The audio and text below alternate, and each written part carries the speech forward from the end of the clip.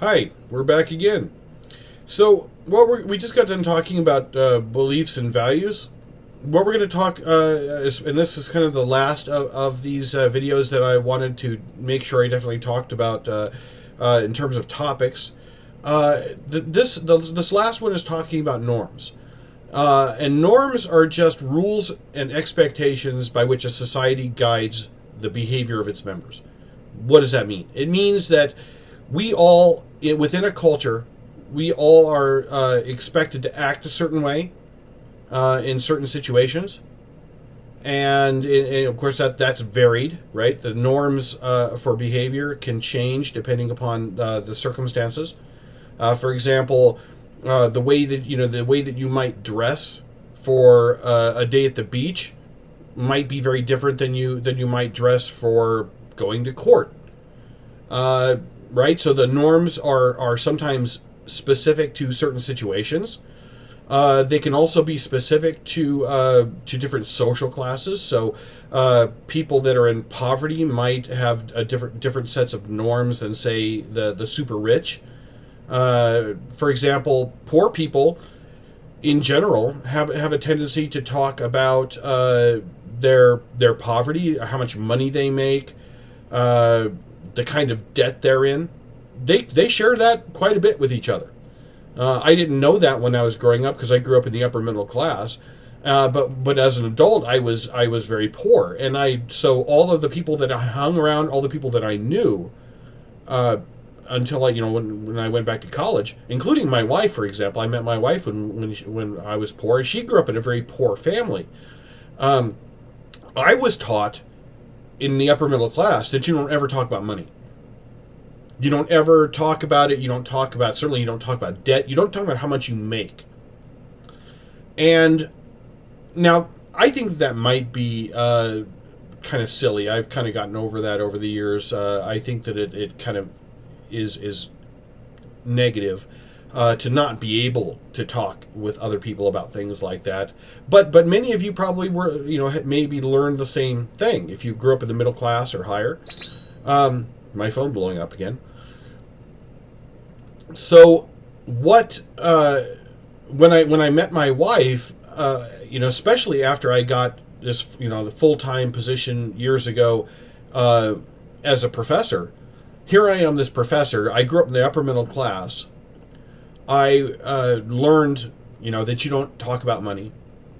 And my wife, who grew up in poverty, a very poor family, would get on the phone and be talking to her siblings, or we'd have these family get-togethers of her family, and they would talk very openly about, she would be talking about how much money I made on my paycheck, or if I worked kind of like in some kind of outside job, how much money I made, oh, well, he made, $3,000 in this, and by doing this review work for this publisher. And I just would clench up because it was just so uncomfortable for me, because I'd learned that you don't do that. It sounds like you're being a braggart, right? That you're bragging about yourself. And now I've gotten more comfortable with that over the years, so it doesn't really bother me anymore. But it was, for a long time, it was very difficult for me. Now, norms are the rules that we live by. Some norms are very formal, like laws. Some norms are very informal, like what we call folkways, and I'll get to that in a moment. But basically, we can also break down norms into kind of two different types, what we call prescriptive norms and proscriptive norms. Now, the way to remember this is when you think of a prescriptive norms are norms that tell us what we should be doing. Like, use your indoor voice, right? That's a prescriptive norm. And you think of the word prescribe, like a doctor prescribes you some medicine because you're supposed to take it. Think of it, it's kind of an easy way to remember that. So a prescriptive norm tells us the way that we're supposed to act. Whereas a proscriptive norm, you can think of the word prohibited, right? The things are things that are prohibited or things you're not supposed to do. That proscriptive norms tell us what we should not do. So, and there's, obviously ample evidence of that. All of and many of the laws that we have are tell us exactly the proscriptive norms. Tell us this: you're not supposed to do this, or you're not supposed to do that. You're not supposed to kill people, right? You're not supposed to steal all their stuff. Rules. Who knew? And then we can also break down norms into three major types. There are folkways, mores, and laws. Now I'll talk about laws first. Laws are the formalized norms. We think that these norms are important enough that we decided to formalize them. That we don't just leave them up to putting you on your best behavior. We don't just say, well, don't go out and murder anyone today, because we know that we can't just leave people up to their own devices on things like that. So instead, what we said is, look, this is a behavior that's so unacceptable that we're going to write it down, and we're going to have very formal sanctions or punishments for that, for breaking those, that you should know, you should be able to anticipate. Right? Those are very formal norms. Mores tend to be, in many cases, also very formal. But these mores are widely observed to have a great moral significance. So they're tied to our kind of sense of morality, which again is also socially constructed. It is a cultural thing. Every culture has their own sets of morals and things like that.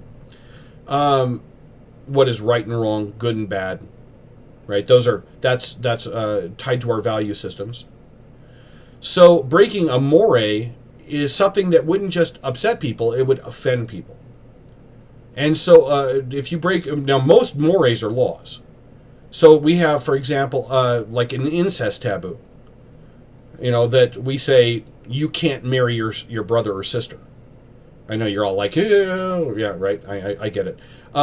But think about it for a moment, right? The idea of that is not only considered a moral issue, but it's also a law, right? We think it's important enough. Most of the mores that we have, like for example, an adult having sex with a child, a prepubescent child, we consider those things to be so offensive to us that we actually make laws and punish people very formally for those things, and even treat them awfully in society. Right? We formally sanction them, and then we also informally sanction them. Right across the street from where I live, we live kind of on the edge of town. Right across the street from where I live, the guy that bought the house over there is on the sex offender registry for apparently having sexual relations of some sort with a child under 13. Yeah. And so, I'm sitting here thinking, do I want my granddaughter playing in the yard? And I've never even talked to the guy, because what have I got to say to him? I know, the way that we tend to think about these things, and me too, is that I know everything about him that I can see on the sex offender registry. I don't need to know any more than that, because this guy broke one of the cardinal rules that we in society, in this culture, we say this is unacceptable. So, most mores are laws. Now, not all mores are laws. For example, it is widely accepted that cheating on your spouse, like if you're married and you cheat on your spouse, we consider that to be very taboo. Even people who cheat consider to be wrong. And so it's tied in with our value systems. But we don't criminalize it. So not all mores are laws, but most of them are. The other type of norms are what we call folkways.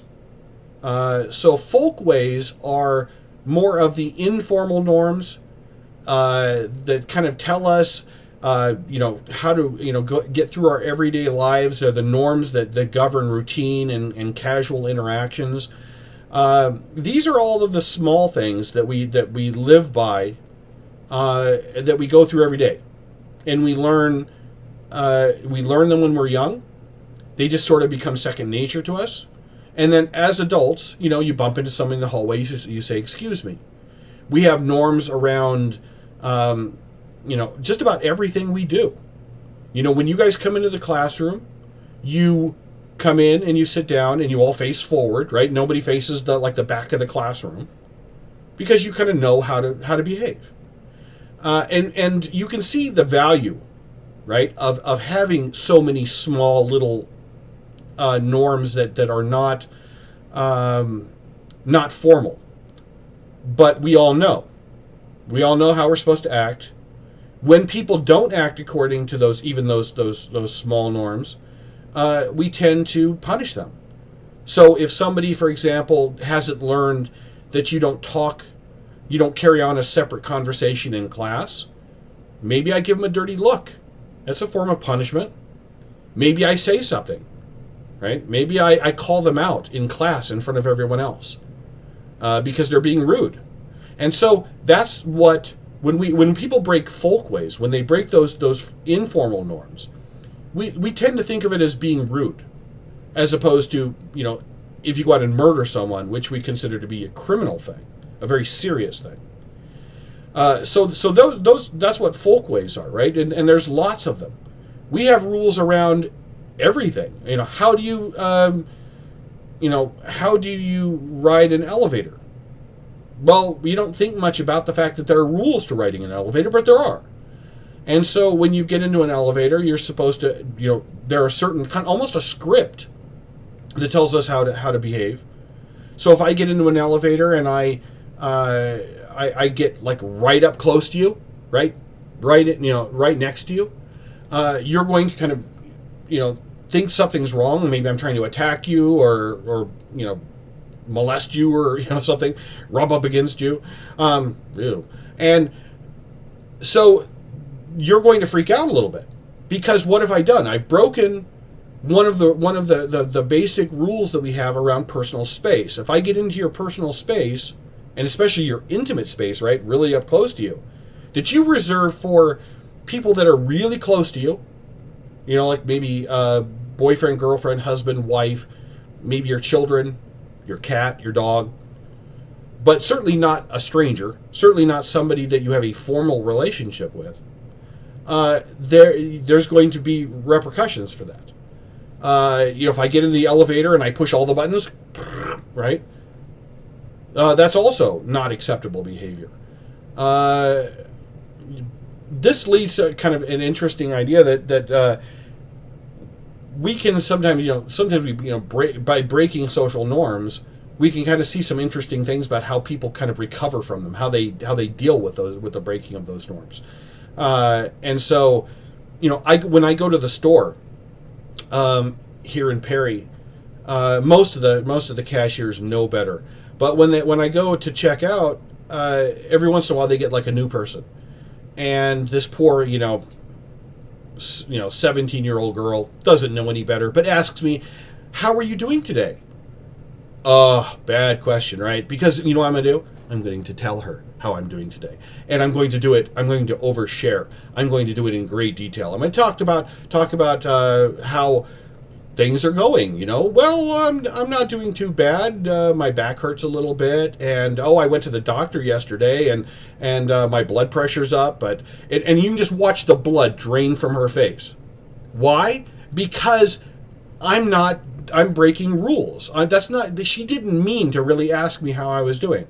Another thing that I love to do is when I go to the store, is they ask me questions like, especially at Hy-Vee, they say, did you find everything? And I tell them, I don't know, I wasn't looking for everything.